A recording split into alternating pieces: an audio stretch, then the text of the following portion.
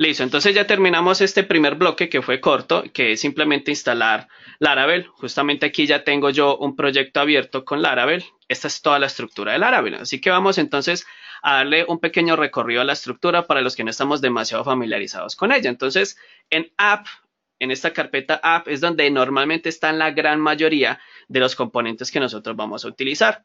Los que más nos interesan de momento son exceptions, que es básicamente un único archivo handler, aunque aquí podríamos crear nuestros propios archivos con, digamos, excepciones personalizadas. Y en el archivo handler es donde se centra todo el manejo de las excepciones, especialmente en el método render. Esto, por supuesto, ya lo veremos con más detalle más adelante. Luego tenemos la carpeta HTTP, que tiene dos componentes muy importantes, que son los controladores y los middleware. Los controladores son entonces con los que vamos a generar todas las acciones de nuestra API, crear usuarios, crear productos, crear categorías, personas, todo lo que necesitemos van a estar aquí por medio de controladores. Usualmente se recomienda que exista un controlador por determinado tipo de acciones, es decir, no un único controlador que haga todo, que aunque es posible, no es recomendable porque es un controlador gigantesco. Usualmente se recomienda que un controlador no tenga más de 5 o 6 opciones o digamos acciones o métodos que se deban ejecutar, y eso justamente lo vamos a ver. Tenemos los middleware, que los vamos a ver un poco por encima, que son simplemente elementos, digamos segmentos de código que se van a ejecutar en cualquier punto de la petición, tanto antes como después. Un middleware tiene la capacidad de intervenir lo que se recibe en la petición e inclusive intervenir lo que se va a retornar como respuesta a esa petición. Entonces tenemos middleware que pueden intervenir solo la petición o intervenir solo la respuesta o ambas. Bien, los middleware inclusive están registrados en este archivo kernel. Y aquí hay algo muy importante.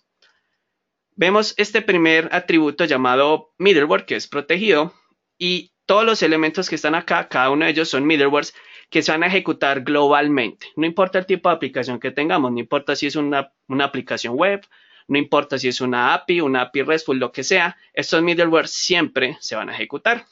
Pero luego tenemos otro atributo que se llama middleware groups, que está separado en web y en API. Y aquí ya sí cambian las cosas. Estos de web se van a ejecutar únicamente para las aplicaciones web. Y estos de API se van a ejecutar únicamente para las APIs. Ahora, ¿cómo sabemos cuál es cuál? Es decir, ¿cómo sabemos si se está haciendo uso de una aplicación web o de una API? Porque inclusive puede haber ambas en un mismo proyecto. Pues bien, ahí es donde entran las routes. Vemos que tenemos una carpeta llamada routes y tenemos una API y tenemos otra llamada web. Entonces, todas las rutas que estén acá en web van a ser justamente ejecutadas y van a utilizar este grupo de middlewares que tenemos acá. Mientras que todas las que estén en API van a ejecutar entonces el grupo de middlewares que tenemos acá en API. Si se están preguntando de pronto respecto a esta sintaxis, que es un poco diferente a esta, vemos que aquí se utiliza el espacio y nombre completo, mientras que aquí se utiliza solo un string y de hecho se pasan algunos parámetros. Es cuestión de sintaxis. De hecho, Laravel más abajo define root middlewares, que son básicamente alias que se le ponen a los middleware. Vemos, por ejemplo, que hay uno que se llama bindings, que aquí lo tenemos, otro que se llama throttle, que aquí lo tenemos. Básicamente es una forma análoga de poner esto y nos facilita pasar parámetros. Un 61, por ejemplo, para el middleware de throttle es para impedir que recibamos más de 60 peticiones en un minuto, por ejemplo. Muy bien. Ya tenemos entonces los componentes principales acá. Tenemos los providers, que usualmente no vamos a tener que modificarlos demasiado, o al menos no al comienzo, pero digamos que el más importante relacionado con lo que acabo de explicar está el Route Service Provider, que es justamente el que indica que las rutas web van a utilizar el grupo de middlewares llamado web, mientras que las de la API van a utilizar el grupo de middlewares llamado API. Y de hecho, si nos fijamos, vemos entonces que las rutas de API tienen un prefijo que es API. Quiere decir que si yo voy a hacer una petición a mi API, tendría que poner dominio.com/API/users o algo por el estilo. De hecho, actualmente, como acabamos de ver, tanto web como API tienen unas rutas predefinidas. Así que si yo me voy a la consola de nuevo y ejecuto el siguiente comando,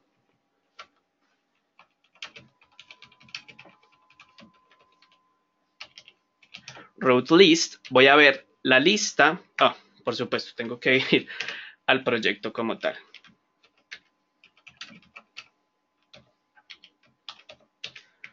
Vamos a recibir la lista de rutas y tenemos dos rutas, una que es para la API y otra que es para users.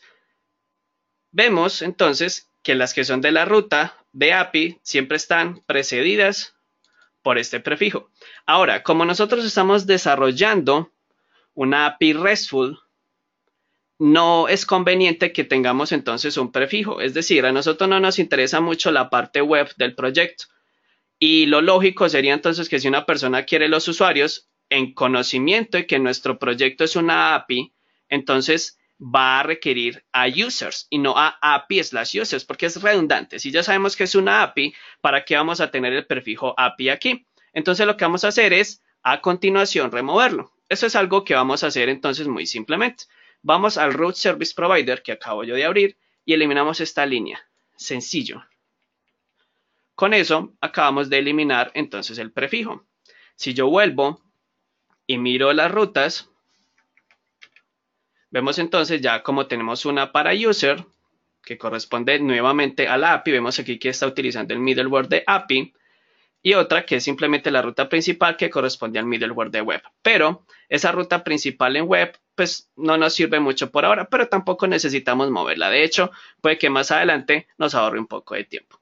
Entonces ya tenemos dos cosas. Ya tenemos comprensión de una estructura principal del Laravel, que es esta carpeta app, donde tenemos nuestros controladores, nuestros middlewares y nuestros providers. De hecho, hay otros providers, por ejemplo, el App Service Provider, App Service Provider, cada uno tiene su funcionalidad, se puede mirar en la documentación como tal, y de hecho a lo largo del curso pues vamos a hacer algunas modificaciones en algunos de ellos. Básicamente un provider es algo que se ejecuta antes de hacer cualquier tipo de acción en la petición recibida. Aquí podríamos, por ejemplo, registrar rutas también. Si quisiéramos, podríamos registrar acciones que se van a ejecutar, podríamos registrar algo que queremos compartir de manera global en todo el proyecto. Cosas de ese estilo se pueden hacer en los providers.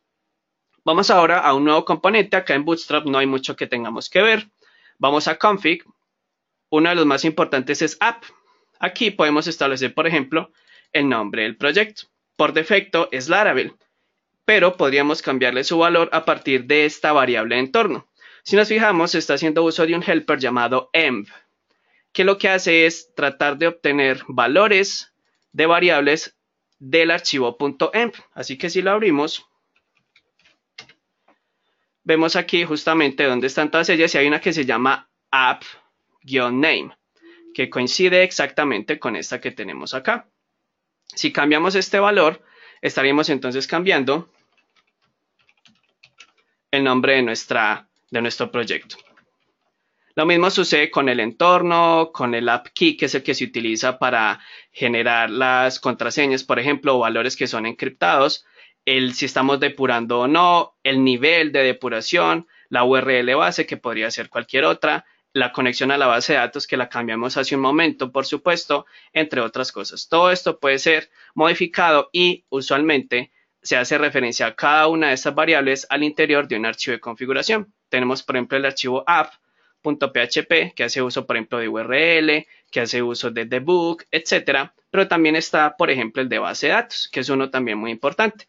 Aquí tenemos definido entonces todas las conexiones.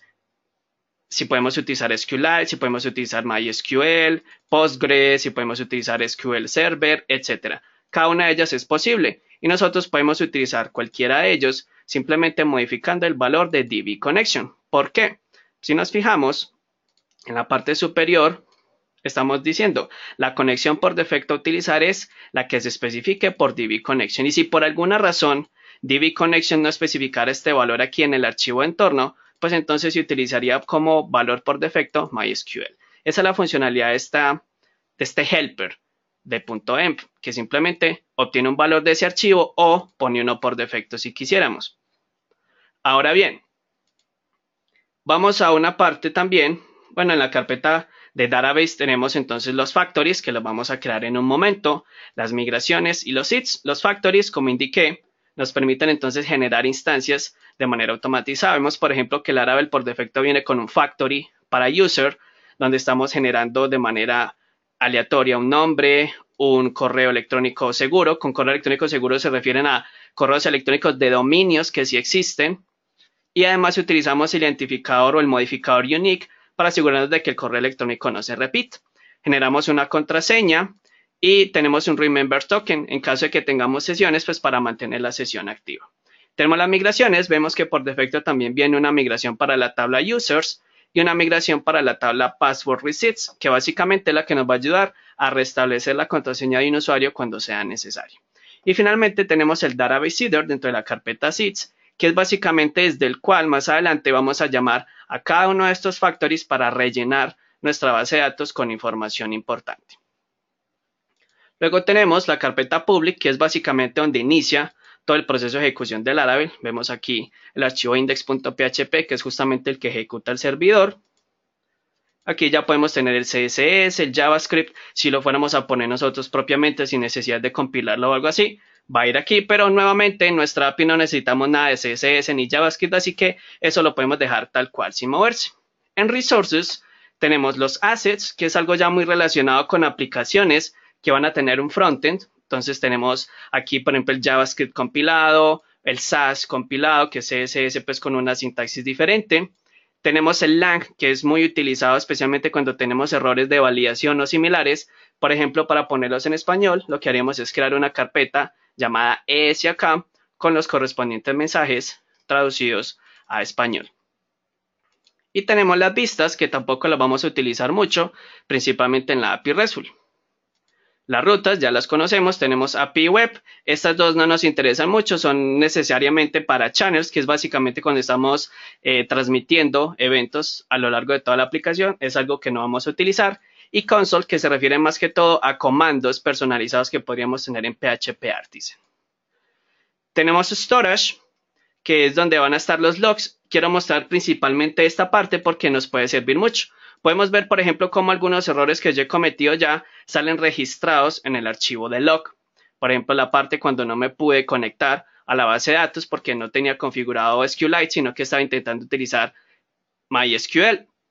Todo esto queda aquí registrado. Muchas veces, entonces, nos es difícil ver el error, pero si vamos a laravel.log, vamos a poder encontrar muchísimos más detalles. Una buena práctica es, por ejemplo, si tenemos el error, entonces borramos todo, reproducimos el error y aquí nos va a salir entonces única exclusivamente lo que es relacionado con él.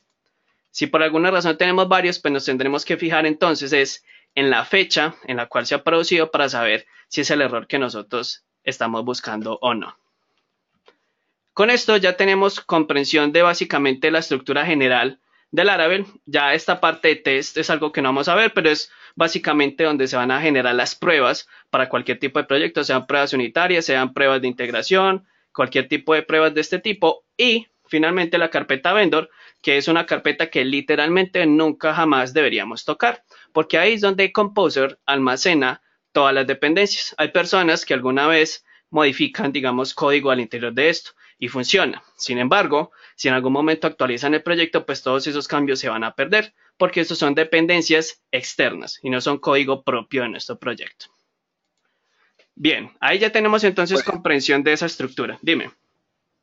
Te paso algunas preguntillas que se han generado. Sí. Vamos a ver, ¿se pueden generar nombres de rutas igual en web y API? Muy buena pregunta. Entendí muy bien la pregunta de Daniel. Algo que me olvidé de comentar. Técnicamente sí, lo que pasa es que si nos vamos justamente al Route Service Provider, vemos que aquí se cargan primero las de la API y luego las de la web. Entonces, ¿qué pasa? Si yo tengo dos rutas iguales, las de web van a sustituir las de API. Justamente esa fue una de las razones, por supuesto, que tuvo Taylor Odwell de ponerle el prefijo de API. Sin embargo, a nosotros no nos interesan mucho, en este caso, las rutas de web. Si en algún momento vamos a crear rutas de web, que de hecho lo vamos a hacer algunas, pues tendremos que asegurarnos de que no haya colisiones entre ambas. Pero un prefijo en una API RESTful que diga API, pues no tiene mucho sentido porque es redundante. Puede haber dos rutas iguales y no va a haber error. Sin embargo, solo una de ellas se va a ejecutar, que en este caso es la que se agrega al final, que serían en este caso entonces las de web y no las de API. De acuerdo. Una preguntilla un poco más genérica. Si todas las cosas que trae Laravel no las necesitamos, por ejemplo, sesiones, cookies, vistas se pueden desactivar para quitarle peso al framework, nos pregunta Diego. Eh, Técnicamente ya están deshabilitadas. Esa fue justamente una de las grandes ventajas que hubo a partir del Laravel 5.3. Si nos fijamos en el archivo kernel, vamos aquí, eh, todas esas partes relacionadas con sesiones, start session, cookies, etcétera, están solo relacionadas con la aplicación web. Todo lo que son los middlewares para la API no están allí, o sea, no tenemos nada relacionado con CSRF, ni con cookies, ni con sesiones, ni nada similar. Entonces lo podemos utilizar sin ningún tipo de problema. Básicamente nada de eso se va a ejecutar a menos que estemos haciendo una petición a una ruta que esté en web y no en API. Genial, estupendo esto. Y una pregunta sobre el curso, nos dice Ernesto si vamos a utilizar Eloquent ORM Claro, por más adelante. supuesto, sería una vulgaridad contra Laravel no utilizar Eloquent. Claro, lo vamos a utilizar y muchísimo, de hecho, más de lo que cualquiera debería usarlo. Nada, es mentira.